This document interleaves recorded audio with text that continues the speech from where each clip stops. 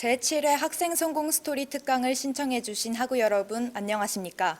코로나19 사태로 인해 안타깝게 화면으로 인사드리게 됐는데요.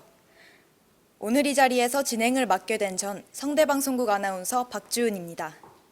오늘 이 시간은 자기주도로 삶의 방향을 개척하고 더 나아가 사회에 환원하고 기여하고자 하는 학생들의 성공 스토리를 공유하기 위해 마련됐습니다. 첫 번째 강의는 굉장히 흥미로운 주제인데요. 성균관대학교의 학생 성공과 성공적인 대학 생활을 위한 방법은 무엇인지 알려드릴 예정입니다. 자, 그럼 첫 번째 연사를 소개해 드릴까요? 이분은 학생 성공의 열정적인 비전을 가지고 학생과 성대를 무지하게 사랑하시는 분입니다. 현재 학생성공센터장이시자 교육학과 교수님이신 배상훈 교수님 모시겠습니다. 네, 반갑습니다, 여러분. 이렇게 보니까 2020학번 새내기가 많아요. 다 집에서 듣고 있나요? 자, 이렇게 손을 한 번씩 흔들어 볼까요? 이렇게? 제가 여러분들 다 보고 있어요. 네, 반갑습니다. 자, 그러면은 오늘 제가 말씀드릴 걸 한번 쭉 시작을 해볼 것이고요. 제 PPT를 띄워주나요? 네. 오늘 제가 여러분들께 말씀드리고 싶은 거는 주로 이제 2020학번 새내기 학생들이 많아서 어떻게 하면 대학 생활을 성공적으로 할 수 있을까? 요거에 대해서 얘기를 하려고 해요. 여러분, 저는 성균관대 교육학과에서 일을 하고 있고요. 가르치고 있고 주로 연구하는 분야는 학생 성공, student success. 이게 제 주로 연구 분야예요. 그러니까 어떤 환경에서 어떻게 생활을 하고 또 무엇을 할 때 여러분들이 보다 더 성공적인 대학 생활을 할 수 있을까? 요거 이런 질문부터 한번 시작을 해볼까요? 여러분, 왜 대학에 왔나요? 많은 사람들이 이렇게 얘기합니다. 좋은 직장을 한번 얻어보려고요. 제일 많이 나오는 답은 친구도 가고 그러니까 남들도 다니니까. 이 문제가 특히 신입생, 물론 신입생뿐만 아니라 지금까지 대학을 다니고 있는 재학생들도 이 문제를 깊이 생각을 해봐야 됩니다. 내가 시간이 남아서 다니는 거 아니죠. 상당한 돈을 투자하고 경제학적으로 얘기하면 기회비용이라는 게 있는데 지금 나와서 돈을 벌어도 시원찮은데 여기 많은 돈을 들이고 대학에 와 있는 이유가 도대체 무엇일까?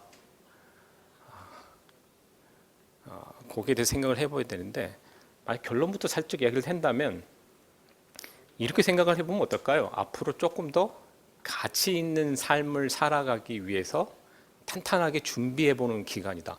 여러분, 지금 고등학교까지는 이른바 입시 때문에 달달달달 외우고 틀리지 않는 훈련을 하고 실패하면 안 되는 삶을 살았다면 앞으로는 보다 더 풍부하게 가치 있는 삶을 살아가기 위해서 마음껏 준비하는 공간인데 보다 더 성숙하고 성장하려고 대학에 다녀야 되겠다. 저는 오늘 그 말씀을 드리려고 하고요. 어떻게 하면 더 성장하고 성숙하고 가치 있는 삶을 살아갈 수 있는 준비를 대학에서 할 수 있을까? 여러분, 저기 그림이 보이나요? 여러분 보이게 왼쪽에 있는 것이 사실 지난 겨울에 우리가 봤던 나무들입니다. 저 같은 교수나 대학의 목표는 여러분들이 대학에 들어오면 이 오른쪽에 있는 나무처럼 풍성하게 만드는 거예요. 근데 저희가 졸업할 때 여러분들을 특히 만나보면 여전히 저렇게 앙상한 모습으로 있는 친구가 있고 저 오른쪽의 그림처럼 융성하게 풍성하게 자란 친구들도 많습니다. 그러니까 이쪽에서 이쪽으로 가는 것이 성공하는 대학 생활을 하는 것입니다. 그럼 어떻게 성공하는 대학 생활을 할까?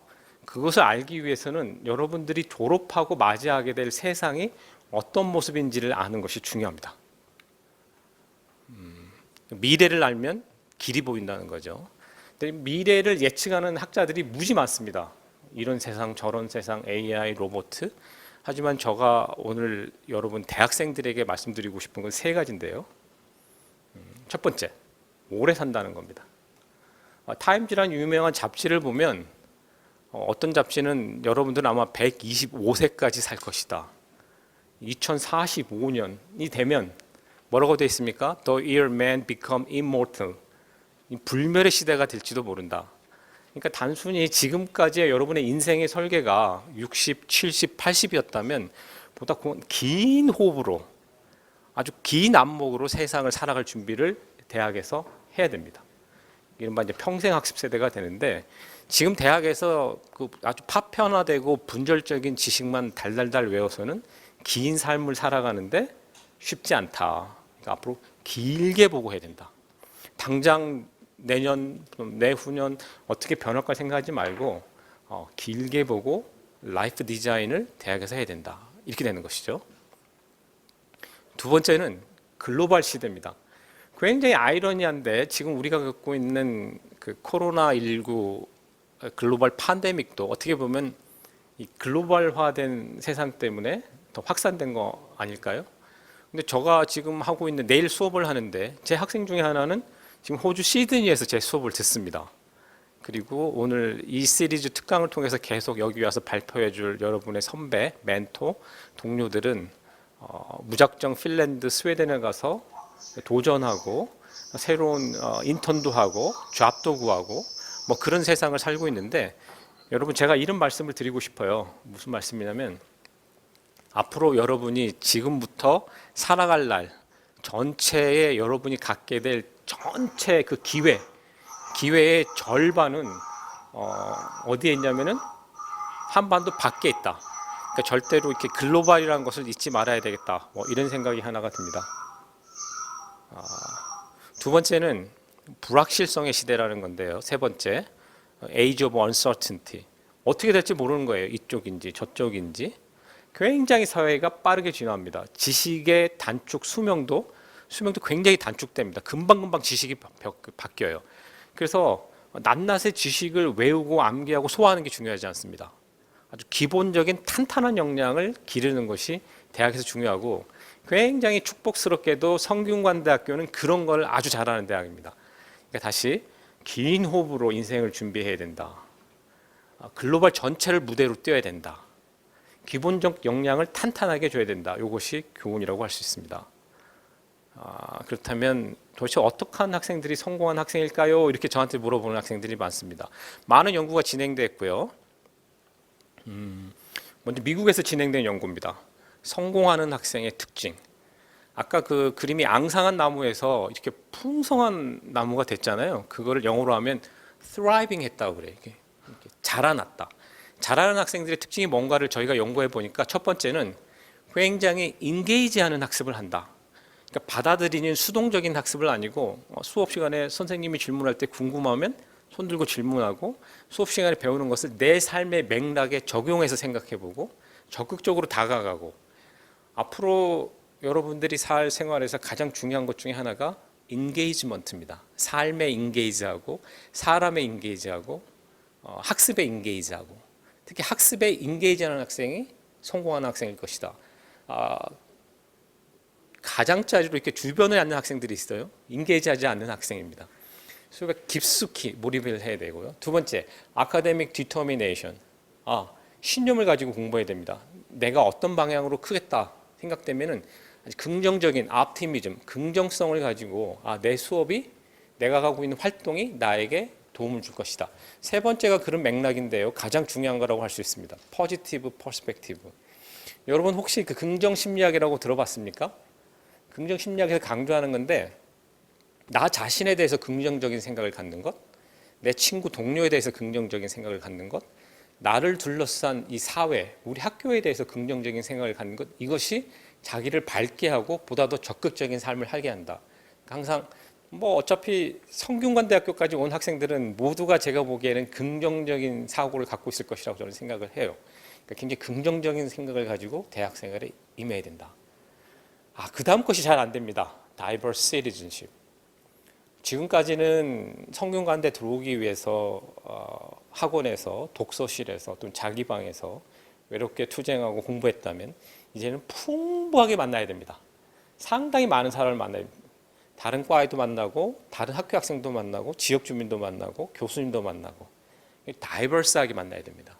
그거와 연결된 게 소셜 커넥트니스라는 건데요. 세상은 혼자 살 수가 없습니다. 세상은 공동체이기 때문에 서로 인터커넥트 돼가지고 서로 영향을 주고 영향을 받고 그러면서 서로 진화하고 발전하기 때문에 인간관계가 좋아야 됩니다. 요 비슷한 말을 한 사람이 누구냐면은 하버드 대학의 하워드 가드너라는 사람이 있습니다. 이 사람이 무슨 얘기를 했냐면 다중지능이라는 게 있다. 적어도 제 세대까지는 IQ 하나를 조사했어요. IQ만 좋으면 모든 게 다 잘할 줄 알았어요. IQ가 좋으면 공부도 잘하고 연애도 잘하고 취업도 잘하고. 근데 이 사람이 가만히 보니까 그렇지 않다. 사람의 지능은 여러 가지로 구성이 되어 있는데 앞으로 이게 좀 진화되겠지만 현재 7가지를 말씀하셨는데 첫 번째가 언어적인 능력, 링귀스틱한 거. 두 번째가 mathematical, 수학적인 능력. 세 번째가 musical, 음악적인 능력. 네 번째가 spatial, 공간, 그러니까 길치들 있잖아요. 공간 능력. 다섯 번째가 body, 운동하는 능력.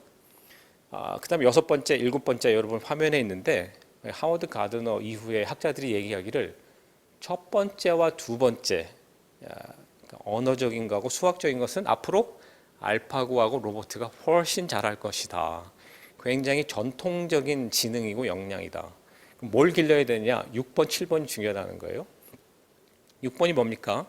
인터퍼스널한 건데 여러분 인터라는 것은 개체와 개체의 간을 얘기하는 거잖아요. 그래서 나와 같이 있는 상대방을 공감하고 같이 느끼고 배려할 수 있는 능력, 협업할 수 있는 능력이 앞으로 굉장히 중요해진다. 제가 성균관대 학생을 봤을 때 6번이 취약한 학생들이 꽤 많습니다. 그거 어쩔 수 없어요. 혼자 공부하고 상대평가 체제에서 항상 남들보다 앞서 와야 됐기 때문에 이런 게 기로지기 어려웠을 텐데 이제 대학은 그렇지 않습니다. 협동해야 되는 시대가 와서 인터퍼스널한 걸 길러야 되고 일곱 번째는 인트라는 내 안으로 들어가는 거예요. 모든 배우는 거, 느끼는 것을 성찰할 수 있는 성찰지가 필요하다. 깨닫고 느끼는 거. 그래서 하워드 가드너 선생님이 말씀하시기를 1번부터 5번까지는 전통적인 거라고 하면 앞으로 6번과 7번, 소위 얘기는 사회 정서 역량이 필요하다 이렇게 얘기를 했습니다. 이게 바로 AI 시대에 잘 살아남을 수 있는 역량 중에 하나다 이렇게 얘기가 되겠습니다. 그리고 저희가 어떻게 하면 성대 학생들을 잘 기를까 해가지고 리서치를 해봤어요. 성대 학생들의 특징이 뭡니까? 교수님한테 물어보고 직원쌤들한테 물어보고 선배님들한테 물어봤어요. 왼쪽에 있는 그림이 성대 학생들의 집단적인 특징이에요. 말씀하시기를 우리 학생들 겸손하다, 성실하다, 안정지향적이다, 예의 바르다, 수능적이다. 굉장히 좋아요. 근데 교수님들이 생각하시기를 좀 더 나가서 도전 정신이 있었으면 좋겠다. 자기 표현 잘했으면 좋겠다. 자기 성찰했으면 좋겠다. 글로벌로 나갔으면 좋겠다. 자기 주도적이었으면 좋겠다. 이게 교수님들이 바라는 모습이었습니다. 저희가 그래서 직원 선생님들에게도 여쭤봤습니다. 여쭤봤더니 우리 학생들 모나지 않다. 성적은 상위권이다. 굉장히 성실하다. 계획적이고 학습 잘한다. 근데 개인주의 성향이 있다. 조직에 잘 융합되지 않는다. 글로벌 역량이 좀 아쉽다. 그럼 직원 선생님도 똑같은 말을 해요. 우리 학생들이 글로벌 인재가 됐으면 좋겠고 자기 주도성. 지금까지 공부는 대학에 가기 위해서 좀 타율적으로 할 수가 있어요. 이제부터는 자기 삶을 쪽에서 자기 계속 해나가야 되는 거거든. 전문성을 길렀으면 좋겠고 저희가 여러 번 선배들을 고용한 기업들을 찾아가 다니면서 기업체 인사 담당자들에게 성대 학생들을 써봤는데 어떻습니까? 이렇게 물어봤더니 좀 아쉬운 부분이 많았어요. 우리 친구들이 굉장히 안전지향적이더라. 어떻게 보면 도전 정신이 조금 아쉽다. 소극적이다. 종합적으로 보는 사고가 부족하다. 이런 말을 하는 거예요. 그러면서 얘기하기를 좀 자기주도적으로 했으면 좋겠다. 대인관계도 중요하다. 물론 성실하는 거 중요하고 성취 욕구가 필요하다. 이런 얘기를 했어요. 그래서 이 시간 이후로 저희가 마지막 하나 더 보여드릴 게 있는데 넘겨주시겠어요? 한 슬라이드? 네. 이게 버퍼가 있나 봐. 이거는 뭐냐면 여러분 저 다음으로 이렇게 릴레이로 이렇게 강연을 해줄 여러분 동료 선배들이 7명을 저희가 9명을 조사를 했는데 당신들이 생각하기에 학생 성공은 뭐라고 생각합니까? 한 다음에 말한 것들 중에 키워드만 뽑아본 겁니다. 이렇게 하면 학생 성공일 것이다. 첫째, 당연히 배우는 것이다. 두 번째, 삶의 주체성을 가지고 살아가야 된다. 즐겁게 살아가야 된다. 뭔가 도전할 수 있는 꿈이 있어야 된다. 계속 자기 성찰의 연속이어야 된다. 말만 하는 것이 아니라 실천해야 된다. 지식을 활용해야 된다. 세계로 도전해야 된다. 나만의 이익이 아니라 사회적 기여로 나가야 된다. 풍부한 경험을 해야 된다. 나누어야 된다. 그러면 성장할 것이다. 이게 여러분들 선배들이 한 얘기의 종합입니다. 자, 그러면 무엇을 해야 될까? 여기에 대해서 한번 우리가 얘기를 해볼까요? 무엇을 해야 될까? 금방 전에 그런 말씀들을 쭉 종합해가지고 성균관대학교는 핵심 역량이라는 걸 만들었어요. 핵심 역량은 뭐냐면 어떤 학과를 다니든지 몇 학년이든지 성균관대학교를 다녔으면 길렀으면 좋겠다고 생각되는 역량인데 당연히 글로벌로 나가야 되고 건전한 시티즌십, 아까 나눔, 사회적 기여, 그리고 자기 칸막이 학과에만 머물지 말고 융합을 할 수 있어야 되고 entrepreneurship, 기업가 정신을 가지고 도전해야 되고 self-directed, 자기 주도적으로 스스로 헤쳐나가는 삶을 살아야 된다. 이게 우리가 추구하는 학생 성공 역량이고요. 저희는 이 역량을 여러분들이 갖출 수 있도록 최선을 다할 것입니다. 다음을 넘겨주세요. 네, 그럼 무엇을 할 것인가 한번 볼까요? 넘겨주세요. 일단 대학에 들어오면요. 최대한 많은 경험을 해야 됩니다. 여러분, 제가 아까 얘기했듯이 성균관대학교가 여러분에게 제공할 수 있는 프로그램은 총 170가지가 있습니다. 지금 그림을 보면 도전학기제도 가셔야 되고 여름에 100km를 걷는 글로벌 대장정도 참여하고 3학년, 4학년이 되면 교환학생도 가면 좋겠고 오늘처럼 학생 성공 멘토링도 하고 수기친 시민의식 프로그램도 참여하고 저쪽에 보면 농활도 가야 됩니다. 인턴도 해야 되고 자원봉사. 언제 이걸 다 해요? 충분히 할 수 있습니다. 물론 이 중에서 이제 선택하는 경험이 중요한데 어떤 게 자기한테 맞는가를 이제부터 찾아 나가야 될 거고요. 예, 다음에. 근데 이런 경험을 해도 융합하는 경험이 좋습니다. 자기 과 안에서만 하지 말고 이게 제가 운영하는 프로그램이었는데 생각을 디자인하라. 저는 심지어 성대 학생들 말고 다른 대학 학생들과도 경험을 나눠야 된다. 이 프로젝트는 성대, 서울과학의대, 한성대, 서울여대 학생들을 모아서 우리 서울시를 어떻게 하면 더 좋게 만들까 하는 프로젝트를 한 거예요. 여기 나오는 친구들이 저하고 프로젝트 했던 친구들인데 제가 어디 글로벌 컨퍼런스에 가서 발표를 한 자리에서 영어가 있는데 저쪽 보면 Psychology 1학년, Education 2학년, Biomechatronics 4학년, 소프트웨어 2학년, Mechanical Engineering 기계공학과, 다음에 국문과 2학년. 학교가 막 섞이는 거예요. 여기 이제 다른 학교 학생까지 섞여가지고 풍부한 경험을 해야 됩니다. 끝나고 나면 이 학생들이 이구동성을 한 얘기가 너무 재미있었어요. 평생 같이 갈 친구를 생겼어요. 이게 굉장히 중요한 거거든요. 그럼 융합하는 경험을 하고 나면 그럼 다음에 뭘 해야 될까요? 한번 넘겨볼까요?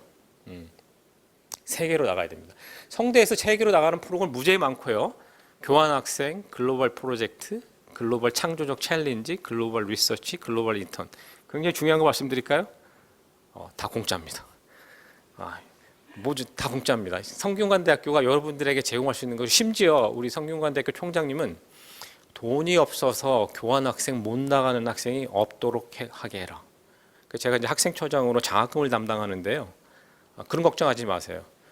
수업료는 여러분이 내는 수업료로 이렇게 이어지고 나가서 생활비까지 저희가 대려고 합니다. 열심히 기회를 찾으면 저 지도에 보이는 모든 곳을 다 갈 수 있습니다. 글로벌 프로젝트도 지금 이 코로나 전국 때문에 이루어지고 있지는 않지만 곧 시작이 되면 손들어서 꼭 세계로 도전하기 바랍니다. 다음 볼까요?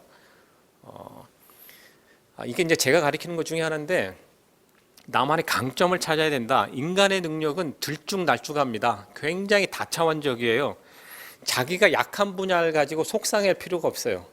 강한 분야를 발전시키면 되는 거야. 그리고 맥락의 원칙은 모든 맥락에서 잘하는 사람은 없습니다. 내가 잘할 수 있는 맥락을 찾아가면 돼요. 글로벌 맥락에서 잘하면 글로벌로 나가면 돼요. 사람들하고 사귀는 거 잘하면 사람하고 사귀는 프로젝트 많이 하면 돼요. 그러니까 들쭉날쭉한 것을 자기 맥락을 찾아야 되고 또 경로의 원칙이라는 건 뭐냐면 사람들이 쉽게 얘기하면 머리가 터지는 순서가 다를 수 있다. 4학년 때 터지는 친구 많이 봤어요. 1학년 때 터지는 친구 있어요. 1학년 때 뭐 길 못 찾더라도 속상할 필요 없습니다. 계속 꾸준히 자기의 강점을 찾아가면 터지게 되어 있습니다. 대학은 그걸 도와주는 기관이니까요. 나만의 강점을 찾아라. 그리고 롤 모델을 찾아야 되겠죠. 롤 모델을 찾는 것은 이 학생 성공센터, 제가 센터장을 하고 있는데 여기서 많이 도와줄 겁니다. 저 이후로 이렇게 말씀해 줄 여러분의 동료 선배들이 여기 학생 성공 스토리에 많이 나와서 얘기했어요. 성공적으로 공학 학생, 외국 나간 학생 뭐 등등등등 롤 모델을 찾아서 간접 경험을 하는 거 굉장히 중요합니다. 그리고 나서는 자기주도적인 삶을, 제가 이분을 굉장히 좋아해요. 김소희라고 하는 이 셰프인데 이분이 어딘가 글 쓴 거, 이분이 어딘가 글 쓴 걸 제가 따왔는데 한번 읽어볼게요. 원래 이분이 패션에서 일을 했나 봐요. 네, 패션에서 패션 업계에서 승승장구를 했는데 내가 셰프가 되겠다고 했을 때 사람들이 수군거렸다. 그때 나는 이렇게 생각해. 나는 남의 시선을 의식하지 않았다. 내가 행복한 것, 내가 즐거운 일을 하는 것이 진정한 인생의 승자다. 그리고 그 믿음은 적중했다. 나는 나의 삶을 살아가겠다. 남의 삶을 살지 않겠다. 여러분, 대학에 오면 이제 내 삶을 찾아가는 것을 훈련해야 됩니다. 부모님이 즐거운 거 중요하지 않습니다. 물론 부모님이 기쁘면 좋겠죠. 내가 어떨 때 즐겁고 행복한지를 찾아가야 됩니다. 나의 삶을 찾아가야 됩니다. 다음 볼까요? 제가 지금까지 학생들을 지도할 때 너의 꿈이 뭐니 이렇게 물어보면 직업을 얘기합니다. 꿈이 뭐니? 그럼 의사입니다. 변호사입니다. 회계사입니다. 삼성에 가는 겁니다. 꿈을 물어보면 꿈을 얘기해야 됩니다. 꿈은 무엇을 할까입니다. 얼마나 즐겁고 행복하게 뭘 할까? 또 안타깝게 제가 우리 성대원 학생들을 보면 경쟁에는 익숙한데 도전에는 익숙하지 않아요. 이제 경쟁은 잠시 잊어버리고 함께 도전하는 삶을 살아야 되고요. 다시 대학에 돌아오지 않습니다. 딱 한 번 대학 생활을 합니다. 대학 안에서 갇혀서 달달달달 외우는 그런 생활을 하지 않습니다. 실패는 청년의 특권이에요. 실패해도 됩니다. 대학 생활 때 실패하면 이해합니다. 사회 나가서 실패하면 뭐라고 궁시렁 됩니다. 그러니까 꿈을 가지고 도전하고 학교 바깥으로 나가고 후회하지 않는 대학 생활을 해야 된다. 이렇게 생각이 됩니다. 네. 존 듀이라고 교육학자인데요. 제가 굉장히 존경하는 사람인데 이런 말을 했어요. 교육은 education, 교육은 미래를 준비하는 것이 아니다. 대학의 캠퍼스 생활은 삶 그 자체여야 한다. 지금 여러분이 캠퍼스에서 하는 모든 학습이나 활동이 삶 그 자체여야지 뭐를 이렇게 뭔가를 하기 위해서 한다는 게 아니에요. 지금 친구들하고 즐겁게 지내야 되고 학습에 인게이지 해야 되고 많은 사람 만나고 실패해야 되고 울어야 되고 웃어야 되고 그렇습니다. 존 듀이처럼 말한 것처럼 대학 생활을 하기 바랍니다. 네. 성균관대학교는요. 이 그래프 보시면 2012년도에 글로벌 수준에서 300위권 밖이었어요. 지금 막 그래프 올라가는 거 보시죠. 그래서 100위권 안에 대학이 됐습니다. 굉장히 비약적으로 발전했어요. 지금 우리하고 어깨를 나란히 하는 대학은 서울대학교밖에 없습니다. 그리고 우리의 목표는 국립은 서울대, 사립은 성균관대로 자리매김하는 겁니다. 근데 이렇게 비약적으로 발전한 성균관대의 다음 목표가 뭐냐? 다음 슬라이드에서 제가 얘기를 하려고 합니다. 이제는 여러분의 성공을 위해서 우리 대학이 노력하겠다. 저 총장님이신데요. 신동열 총장님 직접 보지 못해서 굉장히 서운합니다. 총장님이 지난해 취임하시면서 내건 일성이 우리 대학의 목표는 학생 성공이다. 모든 대학의 제도, 프로그램, 교수들의 생각, 활동 이것을 학생 성공을 중심으로 꾸려주기 바란다. 지금 하고 있는 이 프로그램도 학생 성공의 일환이고요. 그 밑에 있는 그 밑에 다시 앞으로 좀 가줄까요? 그 밑에 있는 여러분 동료들이 저희가 작년에 뽑았던 학생 성공 잘한 케이스들이에요. 올해 여러분들 여기에 도전하기 바랍니다. 자, 마지막으로 갈까요? 학생 성공센터에서 시작하기 바랍니다. 학생 성공센터에 대학이 제공할 수 있는 많은 정보, 프로그램 다 간직하고 있고 여러분이 찾아올 때 반갑게 맞이하면서 다 하나하나 여러분에게 맞춤형으로 제공해 줄 것입니다. 인사캠에는요 국제관이 있어요. 국제관 1층에 가면 우리 연구원 3분하고 직원 선생님들이 반갑게 맞이해 주실 것이고 자연과학 캠퍼스는 학술정보관, 삼성학술정보관 도서관 1층에 있습니다. 거기도 연구원 3분이 여러분들을 맞이할 것입니다. 후회하지 않는 삶을 하시고요. 지금 비록 우리가 캠퍼스에서 만나지는 못하지만 곧 이 코로나가 물러나면 이 꽃피는 캠퍼스에서 여러분을 만나서 보다 더 진지하고 재미있게 우리들의 학생 성공에 대해서 얘기할 그날을 기약하겠습니다. 여러분 모두 사랑하고요. 성균관대학교의 일원이 된 거 환영하고요. 지금 여기 듣고 있는 재학생 여러분들도 더욱더 분발해서 성균관대학교가 자랑스러워할 그런 인재가 되기를 바라겠습니다. 감사합니다.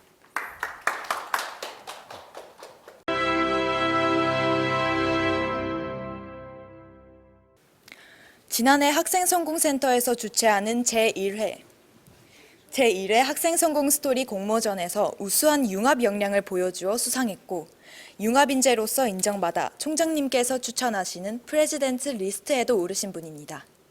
타인의 필요를 채우고 자신의 꿈을 이루기 위해 자신의 영역을 뛰어넘어 도전한 사회학과 4학년 도경회 학생을 소개합니다.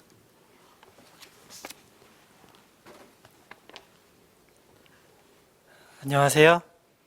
문과생 개발자가 되다라는 주제로 발표할 도경회입니다. 사전 질문들을 보고 이런 제목을 봤을 때 이런 생각을 하시는 분들이 많을 것 같아요. 문과생이 개발자가 되다? 그럼 나도 한번 해볼까? 복수 전공 혹은 개발에 대한 흥미가 있고 도전할까 하시는 분들에게 저는 4가지를 말씀드리고 싶어요. 먼저 개발에 대한 철학을 세워야 하고요. 선택과 집중을 해야 됩니다. 그리고 목표의 수준을 정해야 하고요. 마지막으로 그 과정을 준비해야 됩니다. 강의의 사전 질문들을 보니까 개발과 복수 전공에 대한 질문들이 많았어요. 그래서 그것에 초점을 맞추어서 강연을 진행하고 나머지 질문들은 사전 질문과 그리고 실시간 Q&A를 통해서 해결하도록 하겠습니다. 우선 제 소개를 드리겠습니다. 네, 저는 도경회고요. 저는 사회학과 컴퓨터공학을 복수 전공하고 있습니다. 원전공이 사회학과이고 컴퓨터공학이 복수 전공입니다. 17년 인포메틱스 인사캠에 인포메틱스 전공을 시작으로 AI 스쿨 실무자 과정 그리고 알고리즘 교육을 거쳐서 지금은 KT AI 플랫폼 개발팀에 최종 합격을 하여 7월에 입사 예정입니다. 저의 대학 생활은 사실 꿈을 찾는 과정이었습니다. 정확하게 말하자면 꿈을 이루기 위한 수단을 찾는 과정이었습니다. 저에게는 막연한 꿈이 있었고요. 그 꿈을 이제 대학교에 와서 다양한 경험을 하다 보면 이룰 수 있지 않을까 하는 생각이 있었습니다. 그래서 공모전도 나가고 외국도 나가보고 다양한 분야를 경험하려고 노력을 했던 것 같아요. 그리고 그렇게 우연히 개발을 정했고 저의 꿈 또한 구체화할 수 있었습니다. 원래 저의 꿈은 사람들을 도울 무엇인가를 만드는 것이었습니다. 사실 저희 가족에게는 어렸을 때 가족력이 있었는데요. 그래서 어릴 때 아버지, 삼촌과 같은 가족분들이 서울과 지방을 오가면서 치료를 받는 것을 보고 이제 나중에 제가 커서는 물리적인 거리를 극복할 뭔가를 만들 수 있지 않을까, 그랬으면 좋겠다라는 생각을 했고요. 그리고 개발을 접한 뒤로는 환자들을 위한 간병 AI를 만드는 것으로 저희 최종 꿈을 정했습니다. 개발에 대한 얘기를 나눠보고 싶어요. 사실 복수 전공을 준비할 때 가장 첫 번째로 고민을 해야 될 것이 개발에 대한 철학을 세우는 것입니다. 그렇다면 개발은 무엇일까요? 필요한 것을 만드는 것입니다. 머릿속에 있는 어떤 것을 기술의 스택을 쌓아서 원하는 레고 완성품을 만들어내는 것처럼 뭔가를 만들어낸다는 것, 그것이 개발입니다. 네, 소리가 자꾸 겹친다고 하네요. 네, 저는 공모전을 통해서 개발을 접했습니다. 외국인 환자들을 위한 의료 보조 문진 소프트웨어를 기획하여 공모전 결선에 나간 적이 있었는데요. 기업의 지원을 받게 되어서 이제 결과물을 만들어야 되는데 저희 팀에는 개발자가 없었습니다. 당시 누군가를 고용할 여건도 되지 않았기 때문에 저는 직접 개발을 배우기로 했는데 그때 저는 느꼈습니다. 무언가를 만들어내는 개발을 통해 제 꿈을 이룰 수 있을 것이라고요. 그래서 복수 전공을 시작을 했습니다. 인문사회 캠퍼스, 자연과학 캠퍼스, 그리고 중국에서 교환학생을 했을 때 대학교에서 전공 지식을 쌓았습니다.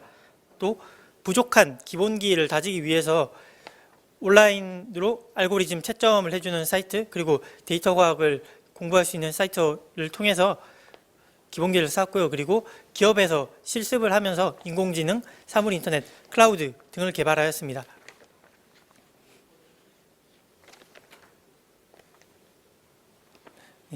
복수 전공 혹은 개발을 고민할 때 두 번째로 중요한 것은 선택과 집중을 하는 것입니다.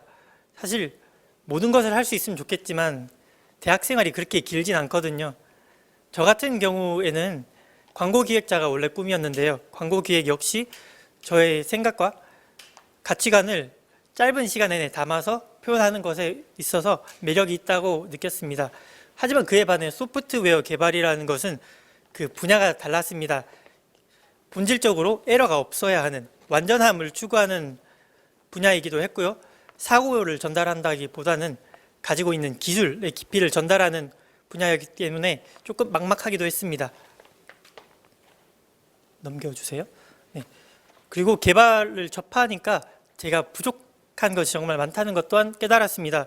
흔히 개발의 3요소라고 하면 배경 지식, 문제 해결력, 구현력을 말하는데요. 조금 더 풀어서 설명을 하자면 원리를 이해하였는가, 즉 코드는 수단일 뿐이죠. 그 코드 이면에 있는 이론적 기반, 그리고 이것의 깊이에 대한 아는 게 있는가, 그리고 또 똑같은 구현을 하더라도 이것을 다양한 접근 방법을 통해서 구현할 수 있고 이것에 어떤 차이가 있는지를 잘 알고 있는가, 그러니까 아는 것이 중요합니다. 그리고 그 다음으로 문제 해결력 또한 중요한데요. 문제가 주어졌을 때, 만들고 싶은 것이 있을 때는 만들 수 있어야 합니다. 문제를 해결할 수 있어야 된다는 말이죠. 이것이 오류가 없다는 것을 증명할 수도 있어야 하고요.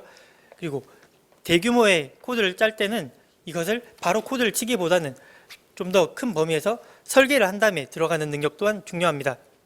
그리고 마지막으로 코드를 짤 수 있어야 합니다. 이것이 저는 가장 중요한 거라고 생각이 되는데요. 문제의 요구사항, 즉 만들고자 하는 것을 정확하게 만들 수 있어야 합니다. 오작동하는 케이스가 없어야 되고요. 보통 개발이라는 것은 다른 사람과 함께 팀을 이루어서 하기 때문에 코드, 제가 짜는 코드 자체도 깔끔해야 됩니다. 제가 짠 코드가 다른 사람들이 봤을 때 약간 난해하다면 아무래도 난처하게 되겠죠. 그리고 그 다음에 생각해야 할 것은 어느 정도의 목표를 잡을까입니다. 사실 인문사회 캠퍼스 혹은 다른 전공에서 컴퓨터공학 개발 분야를 생각할 때는 이 목표를 먼저 가장 세우는 게 가장 중요한데요.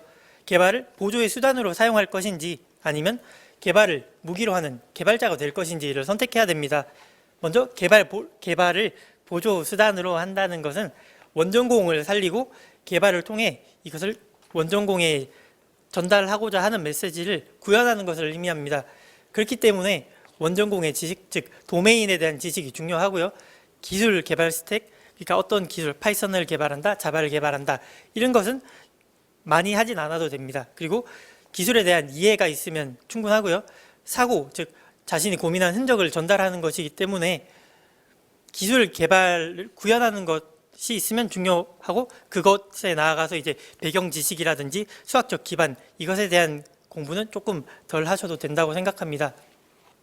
이에 반해 개발을 목적으로, 개발을 무기로 하는 개발자가 된다는 것은 조금 더 전문적인 지식을 얘기합니다.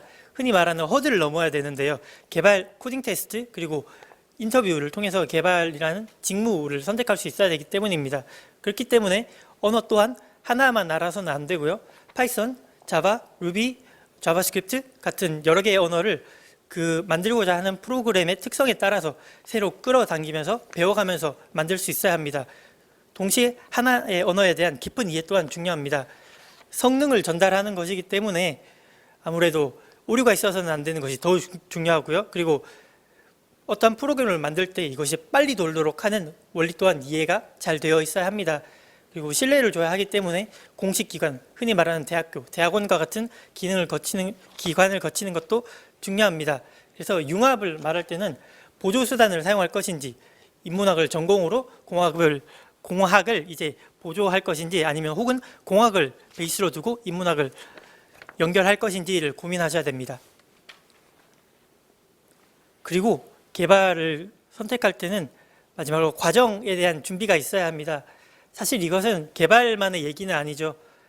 무엇인가 진로를 고민할 때는 두려움과 불안함의 시간이 있기 마련이고, 과정 중에서도 잘할 수 있을까, 잘하고 있는 건가, 뒤처지고 있는 건 아닐까에 대한 어떤 본질적인 의문이라고 할까요? 이런 거가 끊임없이 들기 마련입니다.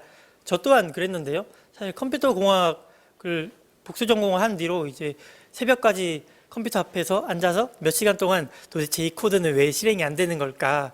이거 되는 것 같은데 왜 안 될까를 고민하다 보면 이제 흔히 말하는 현자 타임이 오기 시작합니다. 도대체 나는 여기 뭐 이런 고민들이 들기 시작하는데 그럴 때일수록 저는 오늘 할 일에 최선을 다하려고 했던 것 같습니다. 사실 최선을 다한다는 게 되게 추상적인 말이잖아요. 그리고 자기계발서 같은 거에서도 많이 나오는 말이기도 하고 하지만 추상적이더라도 이것이 가장 중요하다고 생각합니다. 오늘 최선을 다한 나는 물론 나중에 최선의 결과를 불러일으키는 내가 되지 않을 수 있긴 하겠지만 그래도 적어도 최선을 다하지 않은 어제 저보다는 발전할 것이기 때문이에요. 그래서 저는 계속 제 일에 최선을 다하고 오늘 하루하루 최선을 다하는 약간의 긍정적인 사고를 가지도록 노력했던 것 같습니다. 계속 불안감이 커지게 되면 이거에 휘둘리게 돼 있기 때문에 이것을 벗어나려고 하는 노력을 하는 게 중요하다고 생각합니다. 오늘 저는 개발을 꿈꿀 때 했으면 하는 4가지에 대해 말씀드렸습니다. 개발에 대한 철학, 그리고 선택과 집중, 목표의 수준, 그리고 과정을 준비하는 것이 중요하다고 말씀드렸는데요. 이거에 대한 과정이 있으시다면 저는 과감하게 도전하는 것을 추천드리고 싶습니다. 흔히 개발이 재능의 영역이라고는 하지만 사실상 재능 있는 사람은 정말 극소수이고요. 애초에 그런 분들은 저희의 개발 경쟁 상대가 아니기 때문이에요. 저도 앞으로 제 꿈을 현실화하기 위해서 계속 나아갈 테니까 저희 함께 화이팅 했으면 좋겠습니다.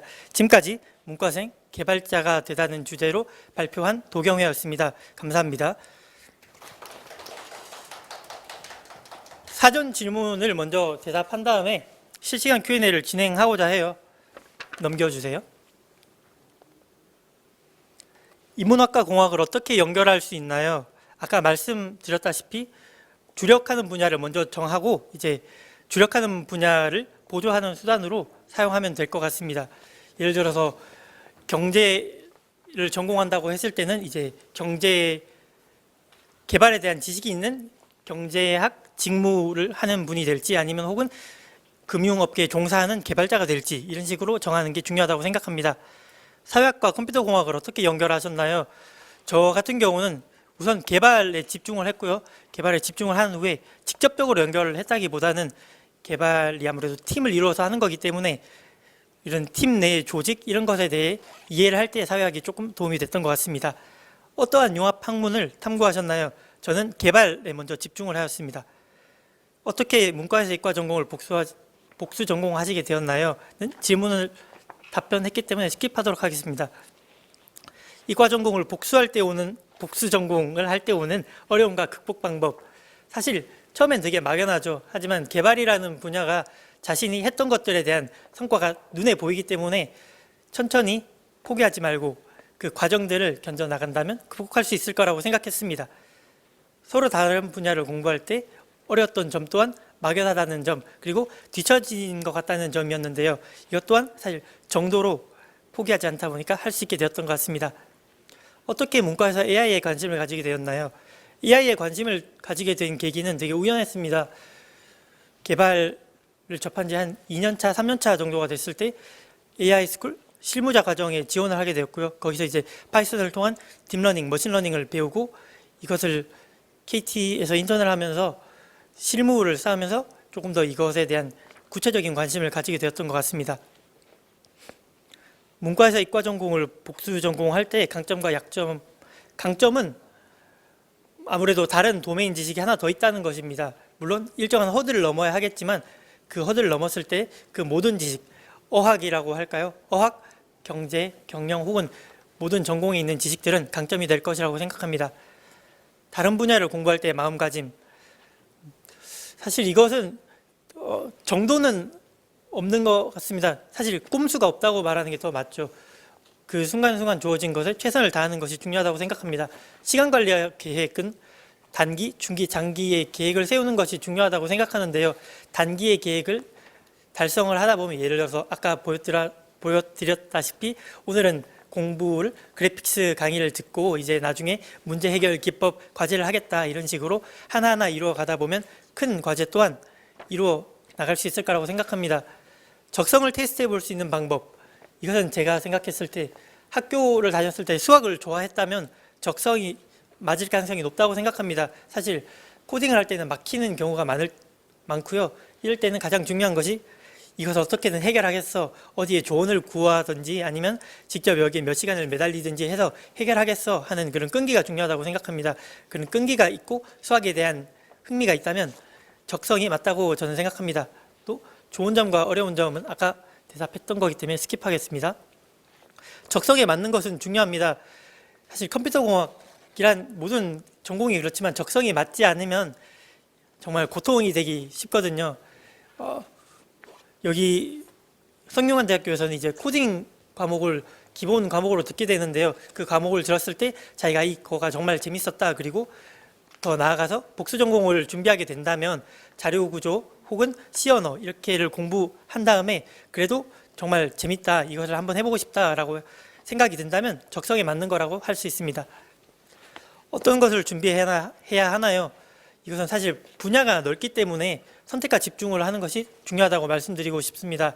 개발을 한다고 할 때는 웹 개발, 흔히 말하는 클라이언트 개발, 어플리케이션을 만드는 것이 중요하다고 생각할 수도 있고요. 혹은 그 뒤에서 이제 서버, 사람들이 많은 요청을 보냈을 때 이것을 어떻게 핸들링 할 것인가, 이것을 초점을 맞춘다든지 이런 식으로 준비하면 될 것 같습니다. 가장 먼저 해야 될 것은 C 언어라고 생각합니다. 복수 전공을 한다면요.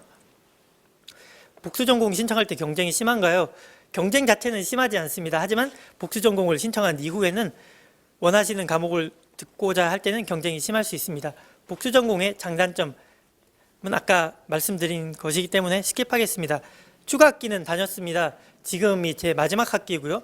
그로 인해 사회 진출이 늦어지는 것은 사실 어쩔 수 없다고 생각했습니다. 저는 외국에 1년 동안 미국과 중국에 교환학생을 갔다 와서 늦어진 거기도 하기 때문에요. 잠깐 늦어진다는 것과 이제 조금 더 많은 경험을 한다는 것을 바꾼 것 같습니다. 서울과 수원의 시간표 분배를 어떻게 하셨는지, 저는 학기를 나눠서 또 요일을 나눠서 월화수목은 인사캠, 금요일은 자화캠, 이런 식으로 시간표를 분배했던 것 같습니다. 넘겨주세요. 미래에는 어떤 일을 하게 되나요? 저는 이제 AI 개발팀에서 인공지능 모델링, 음성 처리, 그리고 데이터 분석을 하게 될 것입니다. 누구나 개발자가 될 수 있나요? 네, 아까 말씀드렸다시피 개발에 대한 철학이 있고 선택과 집중을 할 수 있으며 목표의 수준을 정하고 그리고 과정에 대한 준비가 되었다면 누구나 개발자가 될 수 있습니다. 적성이 맞는 것 또한 중요합니다. 코딩 테스트는 어떻게 준비하고 계신가요? 꾸준히 문제를 푸는 것으로 준비했습니다. 흔히 말하는 DFS, BFS, 브루트 포스, 백트래킹, 다이나믹 프로그래밍, 그리디, 그리고 나중에 다른 분야, 흔히 말하는 중요한 분야들이 있어요. 그런 분야들의 문제를 매일 푸는 것으로 준비했습니다. KT 인턴 때는 자율주행 자동차를 핸드폰으로 연동하여서 이제 지니아 주차해줘 하면 이제 주차장으로 자동차가 가고, 지니아 출차해줘 하면 이제 제가 있는 곳으로 자동차가 오는 알고리즘을 개발을 했고요. 그리고 클라우드 개발을 하였습니다. 프로그래밍을 할 때 필요한 능력은 문제 해결력, 배경 지식, 그리고 구현력입니다. 잘할 수 있는 방법, 사실 왕도는 없습니다. 시간을 많이 투자해서 공부하되 정말 모르는 문제가 있으면 그것만 붙잡고 있기보다는 이제 다른 곳에 묻고 구글링하고 유튜브를 통해서 답을 찾는 능력 또한 중요하다고 생각합니다. 개발자는 어떻게 되는 것인가요?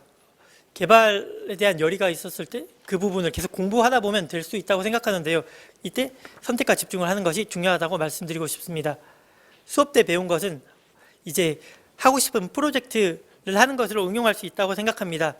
처음에 개발을 접하고 이제 전공 지식을 배우고 나서는 도대체 이것을 어떻게 써먹는 거야 라는 생각을 할 수 있는데, 실제로 이제 프로젝트를 하다 보면 이제 이 자료 구조를 써야 돼, 이 공간 안에 담기 위해서는 이 구조를 써야 되고, 또 이것을 좀 더 효율적으로 쓰기 위해서는 이 알고리즘을 써야 돼, 또 이것을 좀 더 효율적으로 보관하기 위해서는 데이터베이스는 어떠한 것을 써야 돼, 이런 식의 감이 생기게 될 거라고 생각합니다.